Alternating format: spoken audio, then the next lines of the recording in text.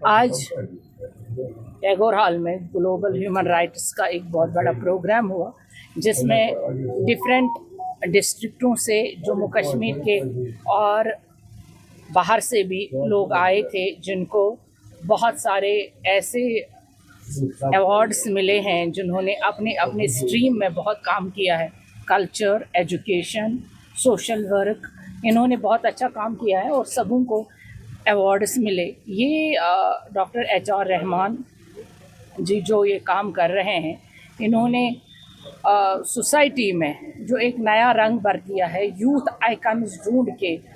और हमने देखा कि कश्मीर के हर एक कोने से इन्होंने, और जम्मू के हर एक मतलब गुरेज, तुलेल, रजौरी और बाकी इलाकों से, कहाँ तमिलनाडु और कहाँ दिल्ली, उड़ीसा से लोग आए जिन्होंने अवार्ड ले लिए यहाँ पर। ऐसे सारे ऑर्गेनाइजेशंस और भी हों, लेकिन जिस तरह से डॉक्टर HR रहमान काम कर रहे हैं, हम इनको मुबारकबाद देते हैं और चाहते हैं कि ऐसी बहुत सारी सोसाइटियाँ आए जो लोगों को अच्छे कामों की तरफ राग़िब करें।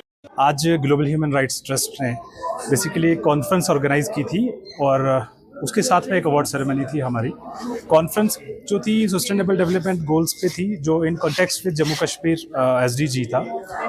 आप देख रहे हैं कि पिछले कई सालों से जम्मू कश्मीर के अंदर नेचुरल डिज़ास्टर बहुत सारे हो रहे हैं।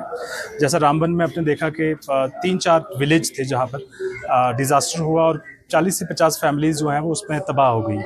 तो इसी हवाले से हमने ये कॉन्फ्रेंस को ऑर्गेनाइज़ किया था कि इस तरह के जो हादसे हो रहे हैं, इसके पीछे क्या वजूहात हो सकती हैं। तो जब कुछ स्कॉलर से और रिसर्चर से बात हुई तो कहीं ना हमें ये लगा कि जैसा आप देख रहे हैं कि हाईवे का काम चल रहा है और अभी हमारा रेलवे भी यहाँ पर पहुँचा है जम्मू से श्रीनगर, तो उस पर जो बैड कटिंग्स चल रही हैं रोड्स पे, आप देखें नेशनल हाईवे NH44 पे जो बैड कटिंग्स हैं वो कहीं अनसस्टेनेबल वे में उसको कट किया जा रहा है। तो हमारी इसी मुद्दे पे आज की जो कॉन्फ्रेंस थी, इस पे हमारे जो स्पीकर्स थे वो डिफरेंट यूनिवर्सिटीज़ के स्कॉलर्स थे, प्रोफेसर्स थे, जिन्होंने इस पर मुख्तसरन हमें बताया कि किस तरीके से हम सस्टेनेबल वे में हम ये डेवलप कर सकते हैं, रोड्स की कनेक्टिविटी को बढ़ा सकते हैं, क्योंकि डेवलपमेंट एक स्टेट का एक पार्ट है और डेवलपमेंट के साथ साथ सस्टेनेबल डेवलपमेंट का होना बहुत ज़रूरी है। तो उसी हवाले से ये कॉन्फ्रेंस थी।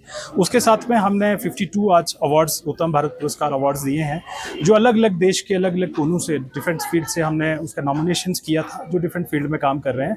तो 52 अवार्ड्स थे और उसमें हमारी आज की चीफ गेस्ट जो थी वो डॉक्टर दरक्षन नंदा मैडम थी, जो मिनिस्टर ऑफ स्टेट हैं, चेयरपर्सन वक्फ बोर्ड हैं। और तेलंगाना से हमारे बीच एक मैडम तशरीफ लाई हैं, सुषमा मोपीदी जी, वो ब्रांड एम्बेसडर हैं तेलंगाना बायोडाइवर्सिटी बोर्ड की।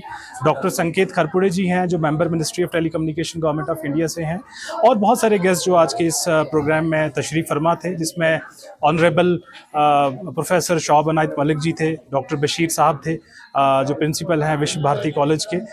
उसके अलावा और हमारे बीच में बहुत सारे मीडियाज़ के लोग थे, हमारे बीच में गेस्ट थे, स्पीकर्स थे, जिन्होंने आज के इस हवाले पे आज बात रखी।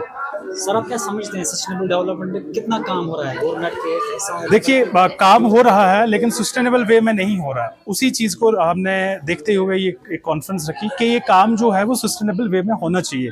कि इस तरह के नेचुरल डिज़ास्टर जो हो रहे हैं, जिसकी वजह से कई फैमिलीज़ जो हैं अपने घर से जिनके जो बेघर हो गए हैं, तो इस तरह से अगर चलता रहा तो हम लोग कहीं ना कहीं एक परिवार को खो रहे हैं और दूसरे को बना रहे हैं।